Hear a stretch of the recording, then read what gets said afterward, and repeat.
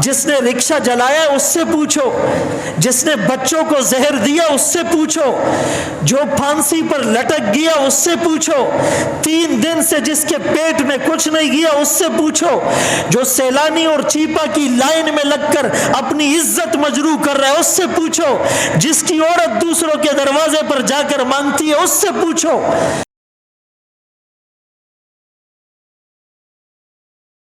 दूसरी वजह हुक्मरानों की नाकिस पॉलिसी, बदतरीन हुक्मरान। हदीस में आता है, मिशकात में है, तिरमिजी में है, जब तुम्हारे हुक्मरान बदतरीन लोग हो, जब तुम्हारे मालदार बखील लोग हो, यही बखील होता है, मालदार यही बखील होता है कि मस्जिद और मदरसे में और दीनी इसके हाथ से कुछ नहीं निकलता। बखील नूर से तबाही।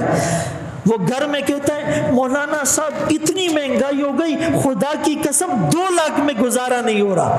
क्या कहता है? और यही हजरत साहब अपने इमाम और मुअज्जिन को 10-12 हजार दे रहा होता है, दागवर तख्याल नहीं। कहते हैं मेरे तो सिर्फ बच्चों की फीसों में 50 हजार चले जाते, अदल तक यार दिनजान गले करे। तो दूसरा, जब तुम्हारे हुक्मरान बदतरीन हो, मालदार बखील हो और तुम्हारे मशवरे औरतों से हो। देखो घर के निजाम में औरत से मशवरा लो, भाई क्या सब्जी चाहिए, किचन में बर्तन कैसे चाहिए, पर्दे कैसे ले आऊं, आपको कपड़े कैसे ला के दूं, इसमें मशवरा लो। लेकिन बाहर के कामों में जुमात के पैसे वर कमाओ का वर न कम आगा बनरता हुआ वार का। तो बाहर के कामों में औरत का काम नहीं है मैं भाई को पैसे दूं या नहीं दूं।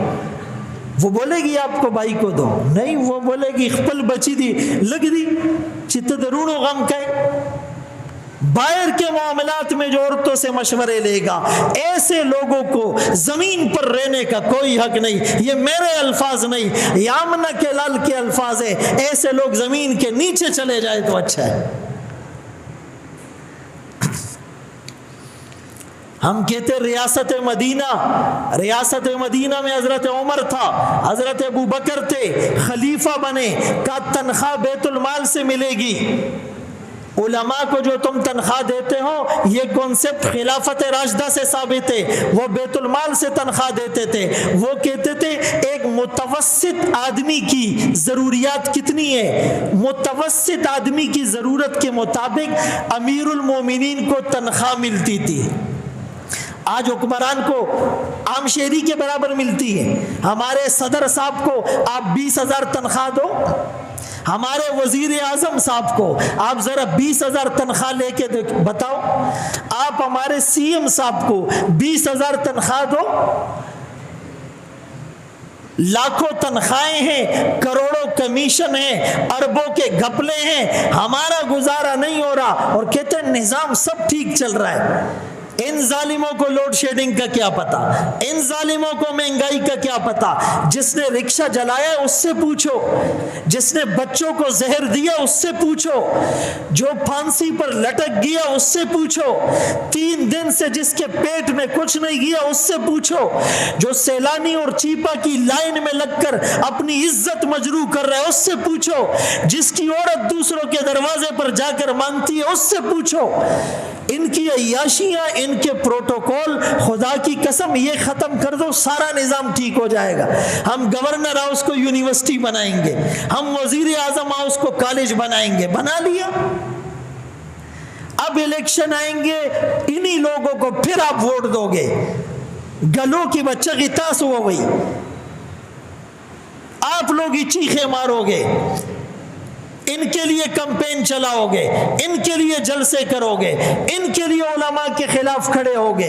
वो एक मौलाना साहब को किसी ने कहा आप मिंबर पर सियासत की बातें नहीं करें, उसने कहा फिर तुम्हारे घर की बातें करूं। इस्ताद कोर खबर हुक्म, मिंबर है इसीलिए अदालत कैसी हो, विरासत कैसी हो, मीरास कैसा हो, ज़कात कैसी हो, हुक्मरान कैसा हो, वजीर कैसा हो, मुशीर कैसा हो, मोहल्ला कैसा हो, गली कैसी हो, दफ्तर कैसा हो, रिश्वत ना हो, सूद ना हो, मीरास में हिस्सा पैसा दो, यतीम का ख्याल रखो, लोगों की परेशानियों को दूर करो। सारा इस्लाम मामलात और सियासत को डिस्कस करता है।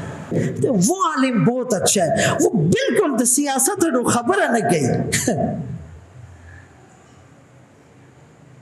भाई कड़वी दवा खाने से भी फायदा होता है, शुगर बहुत बढ़ जाए वही त्रिक्षे पे उखरा वही, हाँ खट्टी चीज इसको दो। बात समझ में आ रही है? इसीलिए मैं अर्ज कर रहा था कि इस अबू बकर उमर के खिलाफत को गांधी ने पढ़ा, इंडिया का जो था, उसने अपने वजीरों को जमा किया, कहा तुम्हारे लिए सियासत में और निजाम चलाने में आइडियल अबू बकर उमर होने चाहिए। उसने कहा था मेरे आका दोनों जहानों के सरदार, आपका फकर इख्तियारी था, आप चाहते तो बता के पहाड़ सोने के होते, आप चाहते तो दुनिया जहां के खजाने हीरे जवाहिरात आपके कदमों में ढेर कर दिए जाते। फरमाए नहीं नहीं, मैं एक वक्त खाऊं शुक्र अदा करूं, दूसरे वक्त भूखा रहूं। आपने 2 वक्त पेट भर कर नहीं खाया, आपने 2 टाइम 2 सालन एक साथ नहीं खाए। सहाबा ने अपनी कमीज उठाई 1 पत्थर, आका ने अपनी कमीज उठाई 2 पत्थर।